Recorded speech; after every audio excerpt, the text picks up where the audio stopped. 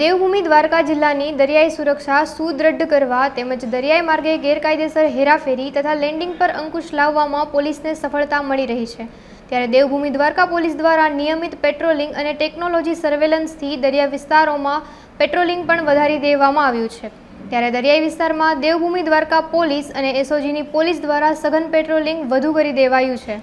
ત્યારે સતત પેટ્રોલિંગમાં છેલ્લા એક અઠવાડિયા દરમિયાન કુલ 55 કિલો 676 ગ્રામ ચરસની કિંમત ₹31,42,40,000 બિનવારસી હાલતમાં જપ્ત કરી દ્વારકા પોલીસ દ્વારા અજાણ્યા ઇસમો વિરુદ્ધ એનડીપીએસની વિવિધ કલમો હેઠળ ગુનો નોંધી વધુ તપાસ હાથ ધરાઈ છે।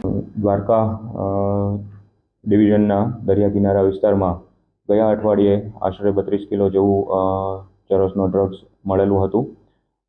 જે સંદર્ભે મીઠાપુર પોસ્ટે ના પીએસઆઈ અને જોશી નાઓ તપાસ કરી રહેલ છે। ગુનો દાખલ થયેલ છે એમાં।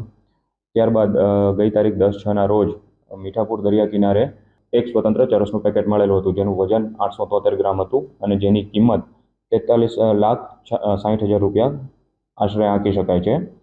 ત્યારબાદ 11 તારીખના રોજ મોજબથી શિવરાજપુર વચ્ચેના દરિયા કિનારા પર 20 પેકેટ્સ અલગ ડ્રગ્સના મળી આવેલ છે, જે ચરસ હોવાનું સાબિત થયેલ છે। એફએસએલ દ્વારા તપાસ કર્યા બાદ ચરસ હોવાનું સાબિત થયેલ છે, જેનું વજન આશરે 22.75 કિલો છે અને એનું આંતરરાષ્ટ્રીય કિંમત 11,03,75,000 જેવી છે। જે ગુનાની તપાસ ચાલુ છે એ સંદર્ભે આ મુદ્દામાલ કબજે કરવામાં આવેલો છે।